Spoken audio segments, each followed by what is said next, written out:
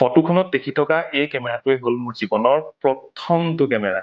এই কেমেৰাটো লোৱাৰ সময়ত মই কিন্তু ভবা নাছিলো যে ফটোগ্ৰাফীয়ে মোৰ প্ৰফেচনেল কেৰিয়াৰ হিচাপে মই চুজ কৰিম। নমস্কাৰ, মই মাধুৰ্য বৰা। ফটোগ্ৰাফীৰ যাত্ৰা আজি অব্যাহত আছে। And welcome back to second video' of my uploading 100 videos continuously. মই এখন আপোনালোকক ৱাৰেণ্টি কাৰ্ড দেখাই আছো। এই কেমেৰাটো কিনিছিলো মই 2013ত মোৰ মাৰ নামত। একচুৱেলি এটা ফেমিলি ট্ৰিপৰ কাৰণে আমি এই কেমেৰাটো কিনা হৈছিল, আৰু সেই সময়তে মই যে নিজে যে ফটোগ্ৰাফীটো ভাল পাওঁ সেইটো মই নিজে নিজকে বুজি পাইছিলো। আৰু মই কেইখনমান ফটো আপোনালোকক দেখাবলৈ গৈ আছো। আপোনালোকে সেই ফটোখন চাওক, আৰু ফটোখন চাই চাগে আপোনালোকে গম পাইছেই যে এই ফটোখিনি পাৰফেক্ট নাছিল, কিন্তু এয়া আছিল মোৰ বাবে আৰাম।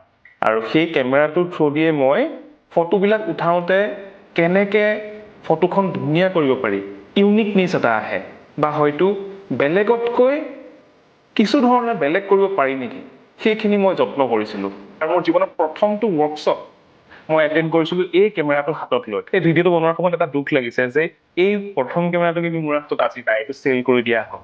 ময়ো নাজানো যে কেমেৰাটো এতিয়া ক'ত আছে বা কেনেকৈ আছে, কি কণ্ডিশ্যনত আছে, সেইটোও মই নাজানো। যদি আপোনালোকে বিচাৰে কমেণ্ট কৰক, আৰু মই নিশ্চয় ট্ৰাই কৰিম সেই কেমেৰাটো আনি আপোনালোকক দেখাবলৈ। আপোনালোকৰ যদি কিবা মেমৰিজ আছে মোক কমেণ্ট কৰি জনাবচোন, আপোনালোকৰ ফাৰ্ষ্ট কেমেৰাটো কেতিয়া লৈছিল। আৰু নেক্সট ভিডিঅ' সোনকালে দিবলৈ যত্ন কৰিম।